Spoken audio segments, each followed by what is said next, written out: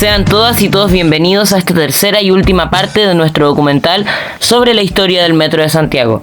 Lo que están a punto de presenciar es la narración de un periodo crucial para el Metro de Santiago, un capítulo en el que el sistema de transporte más masivo de la capital dejó de ser solo un sistema de transporte moderno para convertirse en la columna vertebral de toda una ciudad, enfrentando crisis, modernizaciones, ampliaciones y proyectos soñados que marcarían el futuro del transporte urbano en la capital chilena.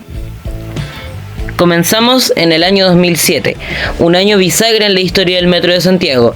Veníamos de un 2006 marcado por inauguraciones importantes, las líneas 4 y 4A y la extensión de la línea 2 a las comunas del norte de la ciudad, lo que había proyectado una ciudad en pleno crecimiento y modernización. Sin embargo, empezando recién ese año, el 10 de febrero de 2007, todo cambió con la entrada de la operación del Plan Transantiago, la reforma más ambiciosa en la historia del transporte público en la ciudad.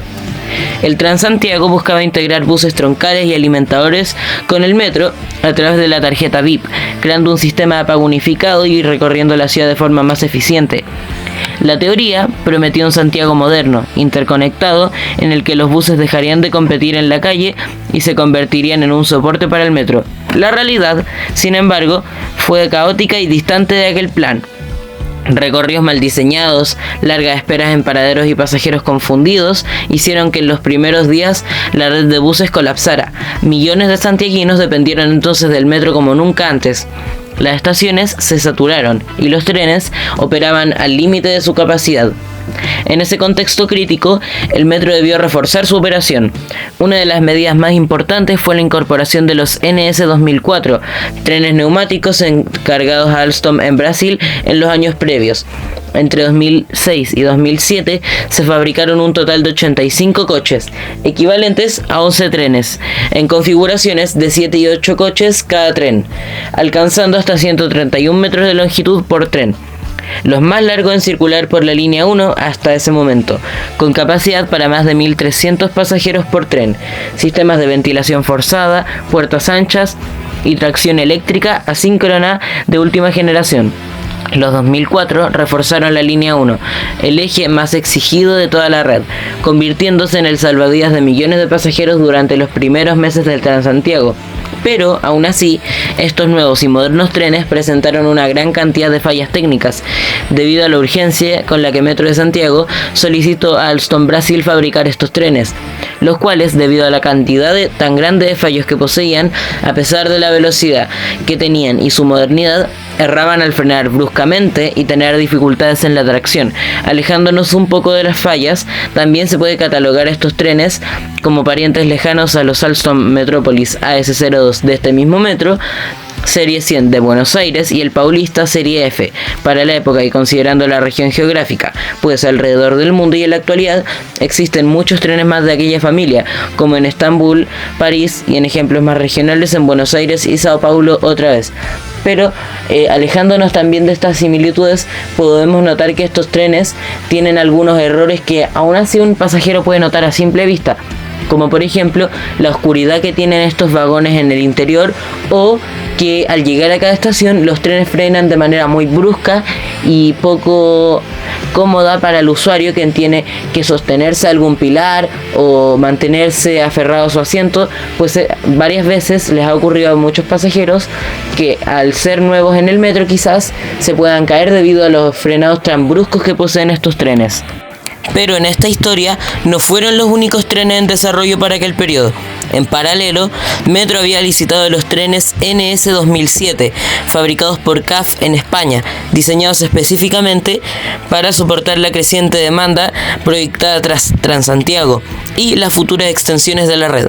Originalmente se contemplaron 20 trenes de 9 coches cada uno, aunque tras un incendio en la estación San Pablo de la línea 1, quedaron 19 trenes en operación. Los NS 2007 de CAF serían clave para las nuevas extensiones de la línea 1 y la ampliación de la línea 5, ofreciendo mayor capacidad y robustez, con tecnología derivada del modelo mexicano NM02 del metro de la capital de dicho país. Cada tren NS 2007 contaba con 9 coches, lo que les permitía alcanzar longitudes superiores a los 140 metros. y capacidad para transportar a más de 1.500 pasajeros por viaje, superando a los anteriores NS 2004, sus predecesores, y asegurando una operación más eficiente en horas punta. Su diseño incluyó tecnología de tracción eléctrica avanzada, puertas más anchas para un embarque y desembarque rápido y sistemas de ventilación mejorados, así como compatibilidad con la señalización existente de la red. Su introducción al resto del patio ferroviario se realizó de manera escalonada. Los primeros trenes entraron en operación en 2009, reforzando principalmente la línea 1, el eje más exigido por el aumento de pasajeros generado por el Transantiago. Posteriormente, los NS 2007 se proyectaron para incorporarse a la extensión de la línea 5, con el objetivo de garantizar un transporte eficiente hacia los barrios ponientes, incluyendo Maipú y Pudahuel, cosa que, si uno va a este tramo de la línea 5, se canceló. Los NS07 terminaron única y exclusivamente en la primera línea del Metro de Santiago. Otra cosa es que los NS 2007 permitieron planificar mejor las futuras extensiones. Su capacidad y robustez aseguraban que, al inaugurarse nuevas estaciones, el sistema podría absorber el flujo de pasajeros sin comprometer la frecuencia ni la calidad del servicio. En conjunto con los NS04, los NS 2007 fueron clave para consolidar la operación del metro entre 2007 y 2011. Ofreciendo estabilidad en un periodo marcado por la expansión, la crisis y la modernización del transporte urbano. En el año 2008, el metro comenzó a estabilizar su operación frente al impacto del Transantiago. Se realizaron ajustes en recorridos, combinaciones y frecuencias. Y la infraestructura de las estaciones fue reforzada para soportar la alta densidad de pasajeros. Los NS 2004 mantuvieron la línea 1 funcionando a máxima capacidad.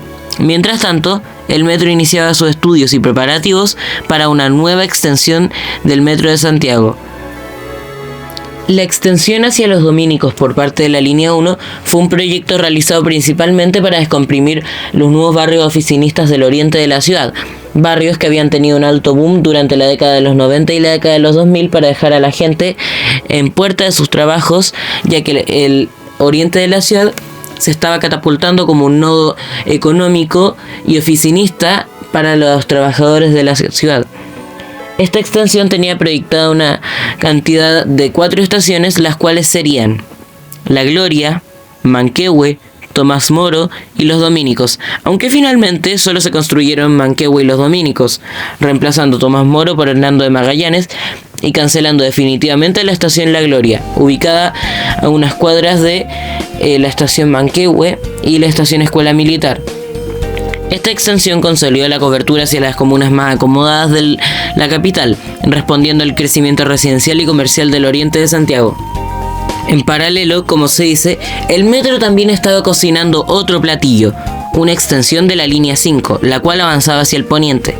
Originalmente se pensaba para conectar Maipú, Pudahuel, Lo Prado y Quinta Normal en una línea independiente. El trazado definitivo, aprobado en octubre de 2009, seguía como parte de la línea 5 desde Quinta Normal por la avenida San Pablo, doblada por avenida La Estrella, se incorporaba avenida Longitudinal y luego recorría avenida Pajaritos y finalizaba en la plaza de armas de la comuna de Maipú. Pero, tras incidentes geomorfológicos, se sostuvo que debido al suelo fangoso de la región de Pudahuel Sur, la ruta debía de sufrir alteraciones si se quería construir a través de un viaducto elevado, teniendo que ubicar el trazo por avenida Teniente Cruz, 1 kilómetro al oriente, para luego virar por Pajaritos y volver al trazo original. En este proceso, algunas estaciones fueron reconsideradas, pero las claves se mantuvieron. La extensión permitiría a comunas densamente pobladas tener acceso directo al metro, absorbiendo parte del flujo que el Transantiago no podía manejar. Profundizando más en las nuevas ampliaciones, podemos datar que el 15 de noviembre del año 2005 se había anunciado la extensión de la línea 1 hacia el oriente, pero fue en este periodo 2007 a 2010 cuando la construcción se materializó. La extensión agregó aproximadamente 4 kilómetros de red y se inauguró oficialmente el 7 de enero de 2010, con la estación Los Dominicos fungiendo como nueva terminal definitiva. Por su parte, la extensión de la línea 5 hasta Maipú avanzó con pasos cruciales. El primer tramo hasta la estación Pudahuel se inauguró el 12 de febrero de 2010. mientras que el tramo final hasta Maipú abrió al público el 3 de febrero de 2011, incorporando estaciones estratégicas como El Sol, diseñada también para servir como transbordo a buses interurbanos. Durante estos años, el NS 2007 se consolidó como un refuerzo esencial. Su llegada permitió no solo sostener la línea 1 durante la crisis 2007-2008, sino también prepararla para absorber los millones de pasajeros que llegaban con las nuevas exenciones. Su operación estuvo sincronizada con la red existente y gradualmente se fueron incorporando a la futura línea 5 hacia el poniente, la cual finalmente no llegaría con estos trenes, sino con los ya estandarizados NS93. Pero continuando con la historia, planificando la cobertura de los sectores más poblados y el flujo de estas estaciones estratégicas de combinación. Luego, en el año 2009, el metro entró en una fase de expansión concreta. Se definieron los lineamientos para nuevas líneas, se proyectaron mejoras de señalización y se avanzó en la planificación de la futura línea 6. Una línea moderna, automatizada, diseñada para descongestionar la saturada línea 1 y servir de eje rápido hacia sectores estratégicos. A su vez, se continuaron las obras de infraestructura de las extensiones, consolidando el diseño final de las estaciones y adecuando los procesos para el flujo intenso de pasajeros. Junto a las construcciones de las nuevas extensiones, se realizaron importantes trabajos que permitieron refaccionar la estación Pajaritos de la línea 1, convirtiéndola en una terminal de embucle, optimizando la circulación de trenes y aumentando la frecuencia en el tramo más cargado de esa línea. Este trabajo no solo implicó mejoras en las vías y la señalización, sino que también se reestructuraron los accesos peatonales, se incorporaron ascensores y escaleras mecánicas más amplias y se renovó integralmente los pasillos y andenes para soportar la carga y densidad de pasajeros proyectada en las horas punta de esta estación. Mientras todos estos hechos ocurrían, se inauguró la postergada estación San José de la Estrella de la línea 4, una obra que por años había sido objeto de debate debido a su ubicación y costos, pero que finalmente se cumplió para tener un rol estratégico al mejorar la conectividad con los barrios aledaños y servir de un punto de combinación con buses troncales. Pero después de una época de gran crecimiento para el metro, tenía que ocurrir una tragedia. La madrugada del 27 de febrero de 2010, a las 3:34 am, Chile fue sacudido por uno de los terremotos más fuertes registrados en la historia del país y del mundo. Magnitud 8,8 escala Richter, con epicentro en la región del Biobío. Aunque la capital se encontraba a más de 300 kilómetros del epicentro, los efectos fueron devastadores en Santiago. Edificios dañados, puentes colapsados, cortes masivos de electricidad y una ciudad entera paralizada en cuestión de segundos. El Metro de Santiago, como columna vertebral del transporte urbano, no quedó al margen de este evento. En las primeras horas tras el sismo, el sistema quedó completamente fuera de servicio. Los protocolos de emergencia exigieron detener la operación de todos los trenes, evacuar a pasajeros y trabajadores y cortar el suministro eléctrico de las líneas para prevenir incendios o descarrilamientos. Aunque el terremoto ocurrió en plena madrugada, cuando el servicio no estaba en funcionamiento, varias cuadrillas de mantenimiento y seguridad se encontraban en los talleres, y su rápida reacción fue crucial para iniciar las inspecciones. Durante los días posteriores, se desplegaron brigadas de ingenieros, técnicos y expertos en infraestructura para revisar túneles, viaductos, catenarias, estaciones y talleres. Los daños no fueron homogéneos, mientras algunos de los sectores de la red resistieron con notable solidez gracias a los altos estándares antisísmicos aplicados desde la década del 70. Otros tramos presentaron daños estructurales que requirieron semanas de reparación, por ejemplo, algunos tramos elevados o construidos en la década de los 70. En la línea 1, el eje más crítico de la red, se detectaron fisuras en revestimientos de túneles, daños en sistemas eléctricos y filtraciones menores en estaciones cercanas a quebradas o napas freáticas. En la línea 5, particularmente en los viaductos elevados, se observaron desplazamientos y grietas en pilares y segmentos de hormigón, lo que obligó a reforzar la estructura antes de reabrir el tramo por completo. La línea 4, construida también con viaducto elevado en algunas secciones, fue una de las más afectadas. Los tramos sobre Avenida Vicuña Maquena y Américo Vespucio sufrieron movimientos que desalinearon las vías y comprometieron la seguridad de circulación. Por ello, parte importante de la línea permaneció cerrada durante varias semanas. Más allá de la infraestructura, también se vieron comprometidos los trenes. Varias unidades de NS 2004 y NS 2007, que en su momento eran la columna vertebral de la línea 1, quedaron inoperativas debido a daños en sus sistemas eléctricos, ocasionados tanto por el sismo como por los cortes de energía posteriores. En los talleres Neptuno y Lovalle, el terremoto provocó desprendimiento de materiales y caída de repuestos, dificultando las labores de mantenimiento. El impacto para los usuarios fue enorme. En los días posteriores, con gran parte de la red cerrada, los santiaguinos debieron depender casi exclusivamente de los buses del Transantiago, que todavía arrastraban las falencias heredadas de su implementación en 2007. Esto generó escenas de caos en las calles, paraderos desbordados, tiempos de espera interminables y un sistema que parecía colapsar bajo la presión. El metro, que en condiciones normales transportaba a más de 2 millones de personas diarias, se había convertido de pronto en un sistema silencioso, con estaciones cerradas y trenes detenidos. La reapertura fue gradual.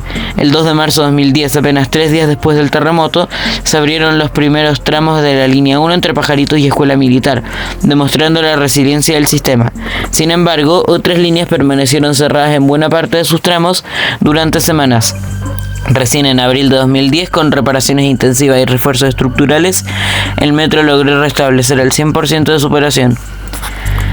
Este proceso marcó un antes y un después. El terremoto no solo fue una prueba para la infraestructura, sino también para la capacidad de gestión del metro como institución. Se implementaron nuevas medidas de seguridad, planes de contingencia más detallados y protocolos de inspección sísmica que se aplicarían en futuros eventos. Además, se confirmó con el sismo la necesidad de modernizar el material rodante, mejorar sistemas de señalización y reforzar estructuras críticas de viaductos y túneles. Pero antes de la importante catarsis que representaría el evento sísmico más grande del último tiempo en Chile, se dieron 2 inauguraciones bastante importantes para ampliar la cobertura del Metro de Santiago a otras comunas o otros sectores de comunas que ya estaban abastecidas, pero no en su completitud. Siendo estas, en primer lugar, el 7 de enero de 2010 se inauguró la extensión de la línea 1 hacia Los Dominicos con un total de 3 estaciones, las cuales serían Manquehue, Hernando de Magallanes y Los Dominicos, siendo estas 3, Manquehue y Los Dominicos, construidas con una mayor infraestructura debido a la gran afluencia que se esperaba que ambas estaciones tuvieran, y por el lado de la línea 5, que se extendió a Pudahuel el 12 de enero de 2010, con un total de 5 nuevas estaciones distribuidas en 5,7 kilómetros de expansión, siendo esta la primera fase de la extensión al sector poniente de la línea 5, la cual había sido planificada como una nueva línea independiente, es decir, que se podría hacer correspondencia o transbordo, combinación o como cada quien le quiera llamar, en la estación Quinta Normal entre estas 2 nuevas líneas, pero que finalmente, debido a modificaciones en el proyecto original, se terminó alterando esto y haciendo que la línea 5 fuera un eje continuo.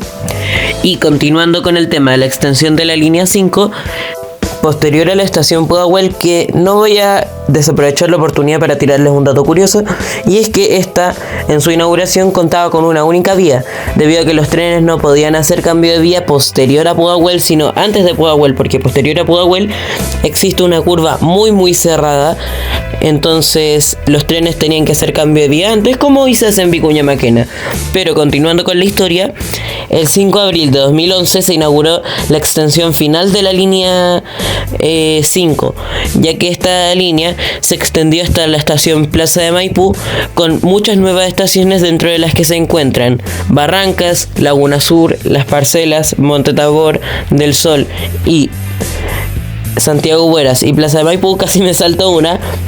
Entonces, esta nueva extensión contaría con 7 nuevas estaciones hasta la estación Plaza de Maipú, y con una cobertura bastante amplia, ya que sería la primera vez que Maipú tendría acceso directo al metro.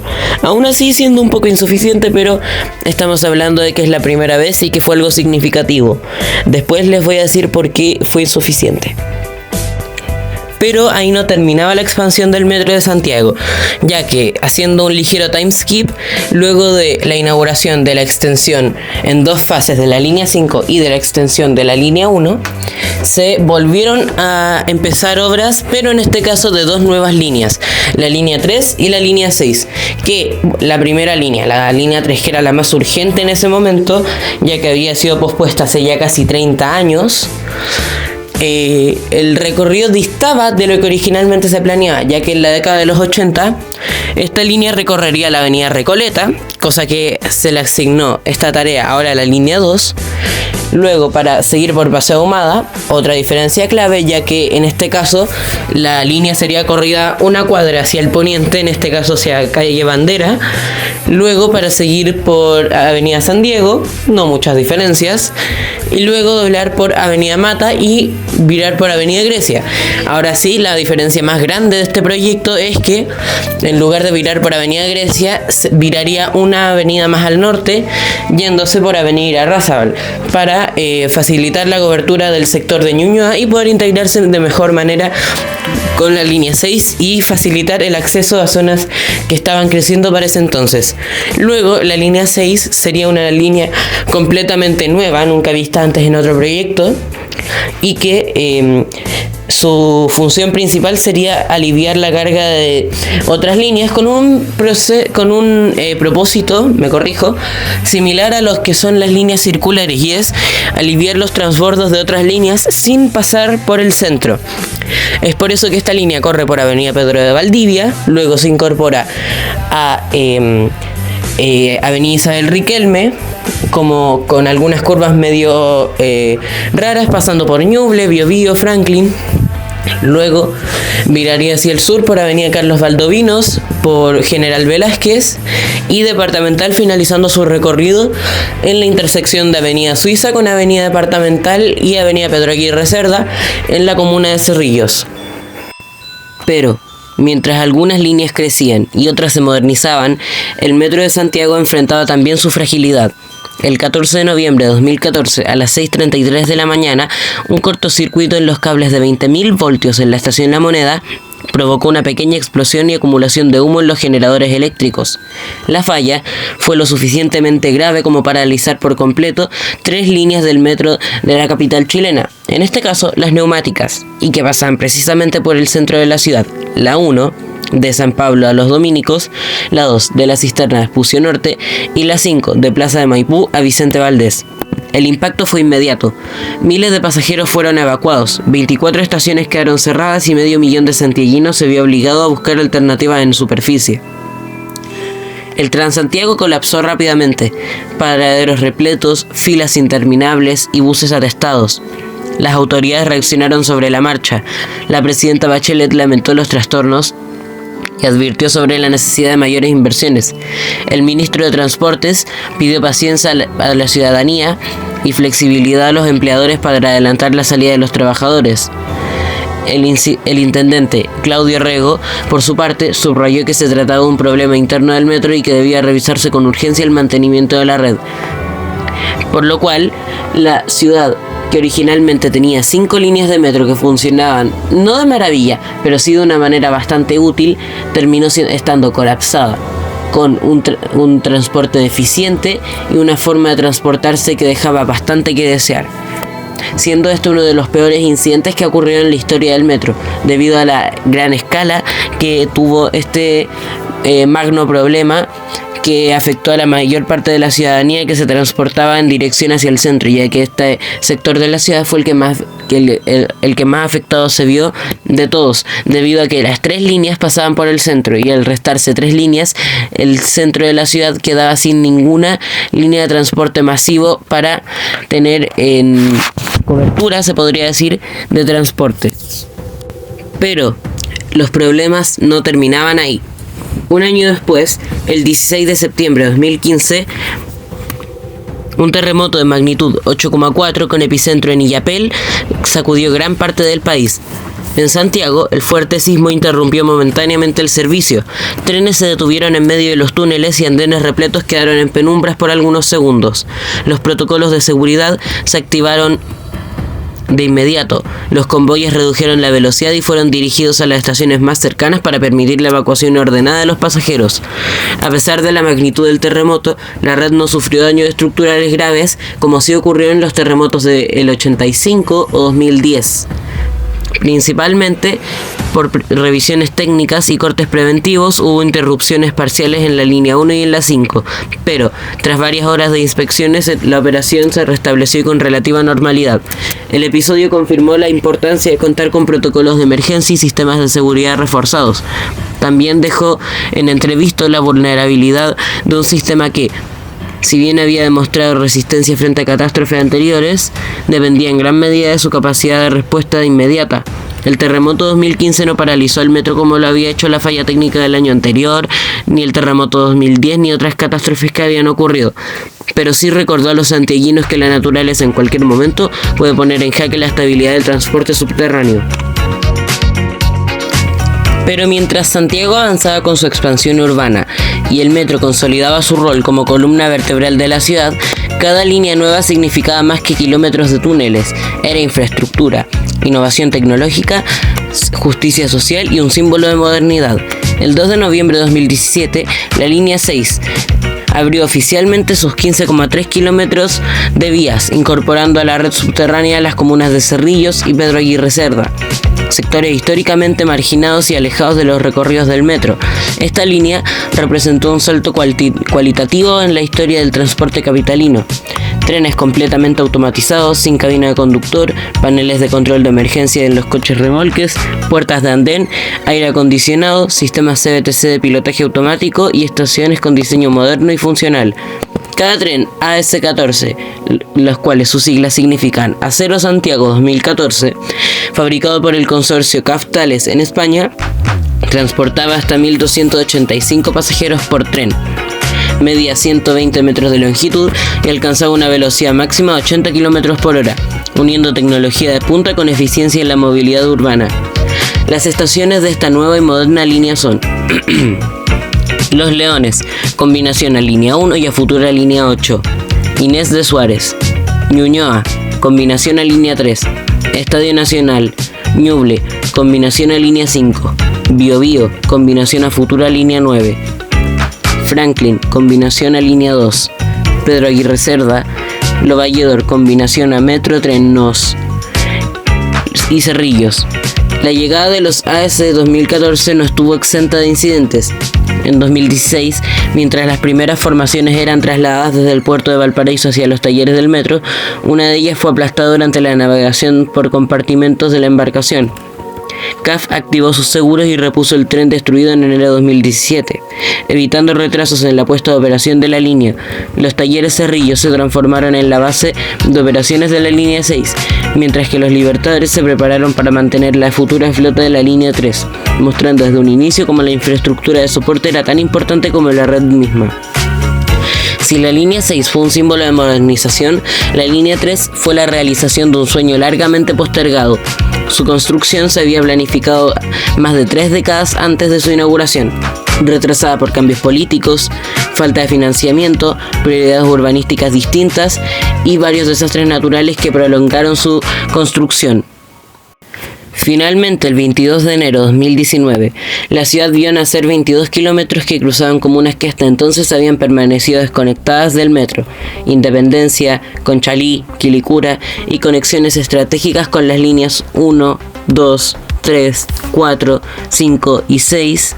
La línea 3 no solo alivió la saturación de las antiguas líneas, sino que transformó la experiencia de movilidad, incorporando trenes de última generación con conducción completamente automática y estaciones diseñadas para un gran flujo de pasajeros.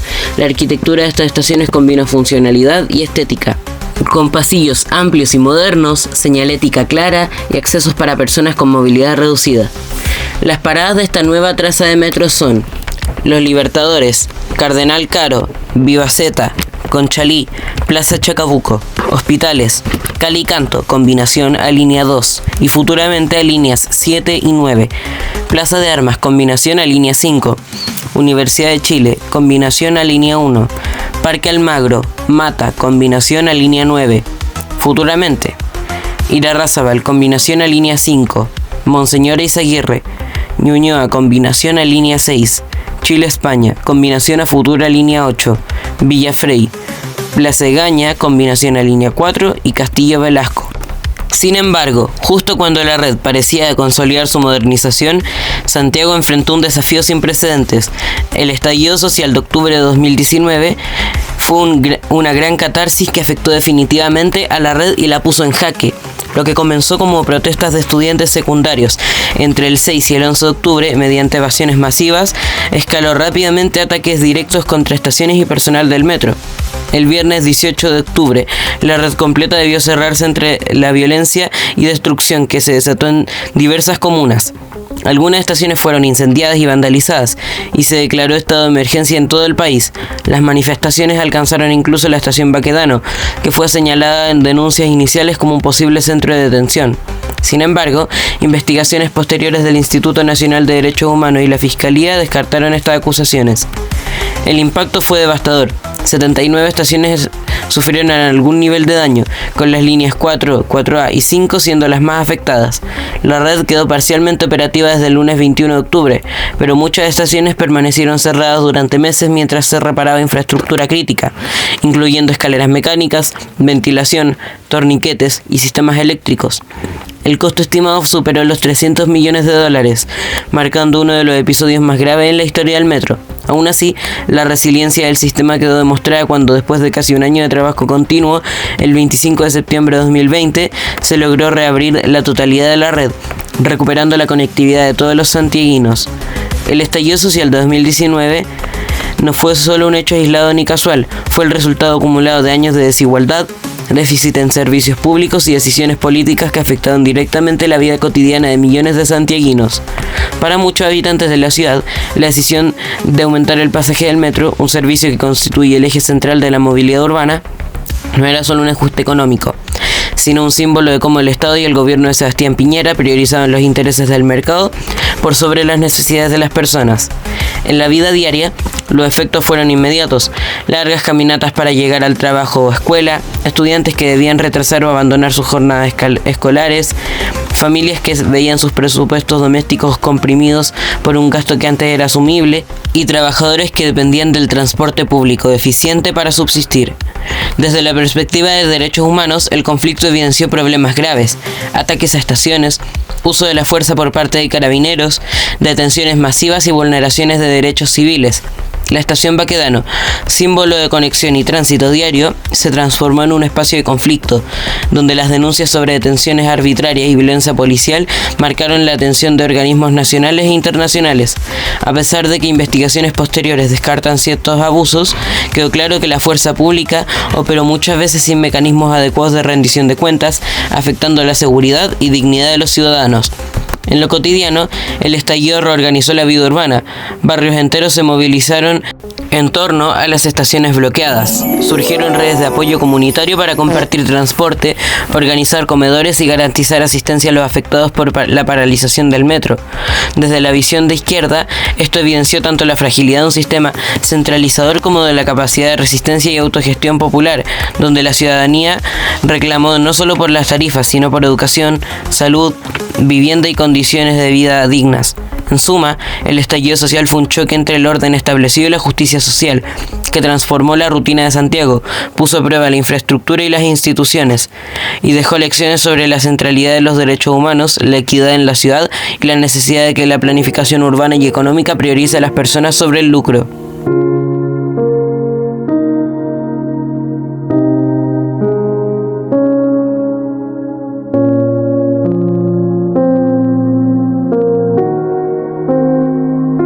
Mientras la ciudad empezaba a recomponerse de los daños provocados por el estallido social, el Metro de Santiago y el transporte en la ciudad enfrentaban un doble desafío: reparar infraestructura herida y al mismo tiempo planificar su expansión futura.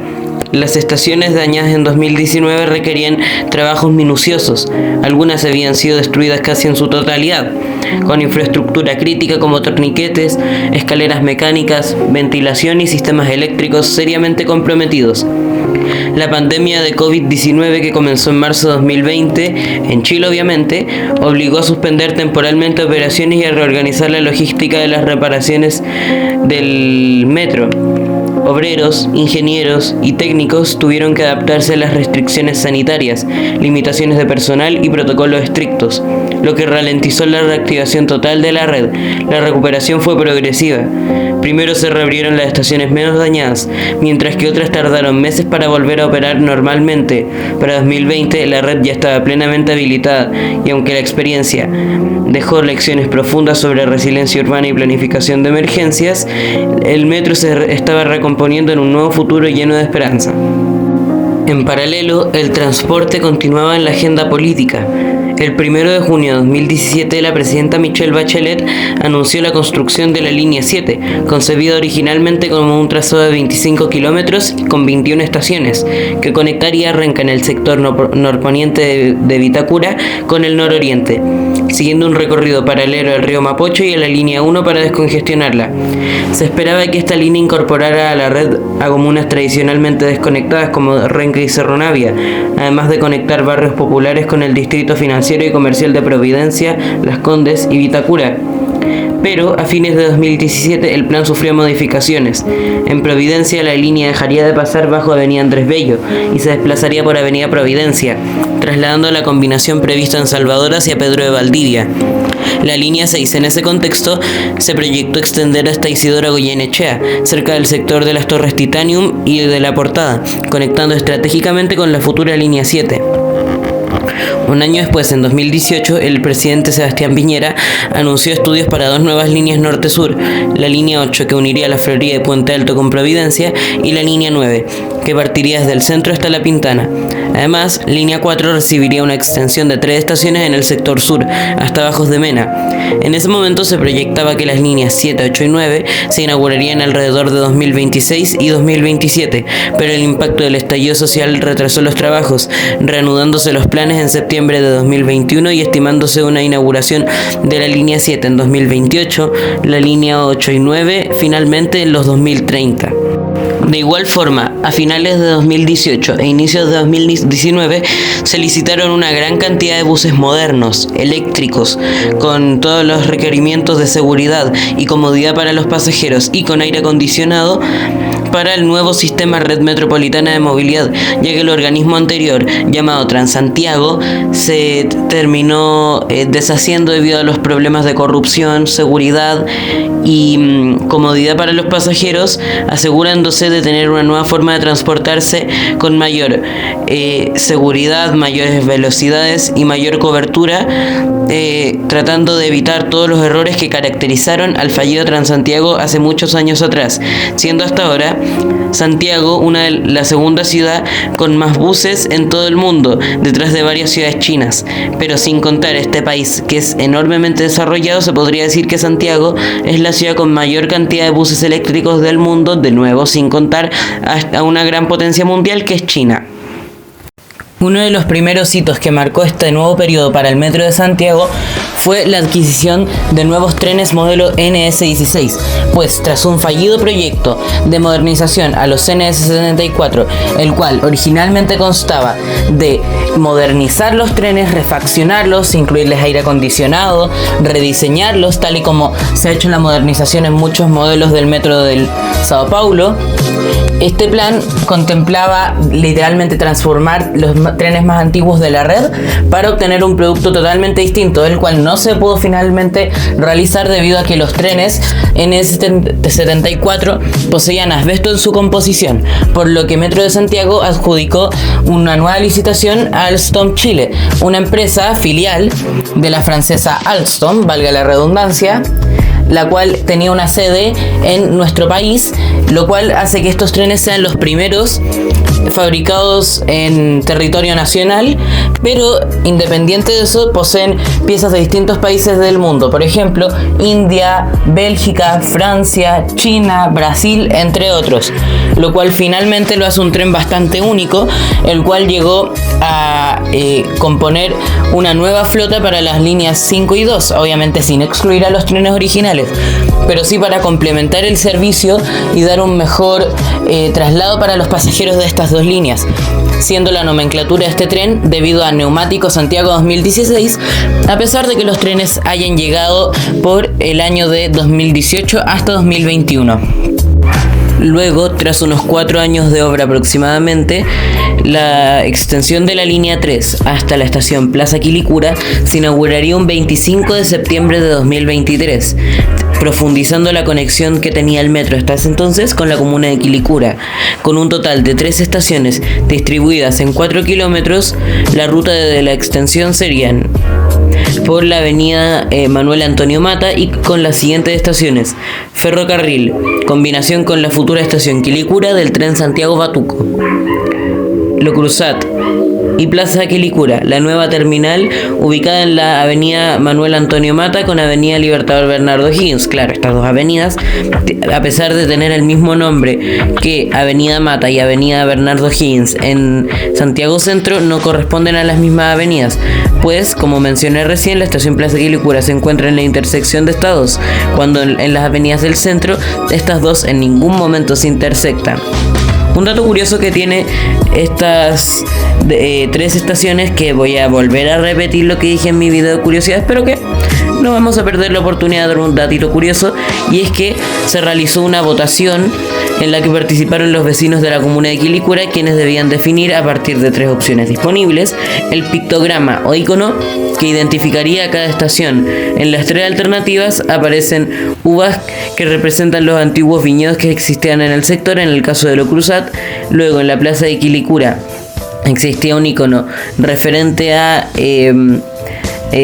vasijas y artículos prehispánicos, terminando decidiéndose que fuera un icono de la vista aérea de la plaza de Quilicura. Y finalmente en Ferrocarril, que serían 3 alternativas de distintos símbolos que representarían un tren a vapor antiguo. Posterior a eso, el 27 de noviembre de 2023 se inauguró una extensión importante para el sur de la ciudad, que sería de la línea 2 a San Bernardo, en Hospital El Pino, una extensión que se venía planificando desde la década de los 2000, específicamente en el gobierno de Michelle Bachelet se barajó una posible extensión de la línea 2 hacia el centro de la comuna de San Bernardo, pero que tras casi 10 años se ejecutó finalmente y los resultados fueron bastante positivos, ya que muchas personas de las comunas del Bosque y San Bernardo vieron reducidos sus tiempos de traslado, con un total de 4 nuevas estaciones distribuidas en 5 kilómetros, las cuales serían El Bosque, Observatorio, Cópalo Martínez y Hospital El Pino, la cual sería la nueva terminal y tendría una infraestructura pues mayor, como la mayoría de las terminales en el metro, para poder acaparar la afluencia que se esperaba que tuviera la nueva extensión. Me corrijo, ya que generalmente siempre, cada vez que se acercan nuevas líneas o nuevas extensiones de metro, tal y como vimos en el caso de la línea 3, cada vez que ocurre este fenómeno de que se acercan nuevas líneas o extensiones hacia el centro de comunas, generalmente la demanda y el flujo de pasajeros se ve aumentado y se ve con una cantidad mayor de pasajeros la línea o ruta de metro en cuestión. Finalmente, el 2025 se convirtió en un año histórico para el Metro de Santiago. Medio siglo después de la inauguración de la línea 1, la ciudad celebró el semicentenario de su sistema de transporte más emblemático. Desde el comienzo del año se respiraba un ambiente distinto. Coleccionistas, pasajeros habituales y nuevas generaciones se unieron en torno a las tarjetas conmemorativas que comenzaron a circular, cada una con diseños que recordaban las 5 décadas de servicio, los colores originales de los trenes, los hitos arquitectónicos y los momentos que marcaron la memoria colectiva. El aniversario también trajo consigo anuncios y expectativas. Línea 7, largamente esperada y símbolo de las nuevas expansiones, siguió acaparando la atención pública con sus avances y promesas de transformar la conectividad Oriente-Poniente. A su lado, los proyectos de las líneas 8 y 9 reforzaban la idea de que el metro no era simplemente un sistema estático, sino una obra viva que continuaba extendiéndose hacia comunas que históricamente habían sido movidas hacia el margen del papel. En paralelo, la nueva línea A hacia el aeropuerto consolidó su papel como un enlace estratégico para quienes viajan, no solo como un tramo de transporte, sino como la puerta del futuro de la entrada del país. Pero el 2025 no estuvo exento de sombras.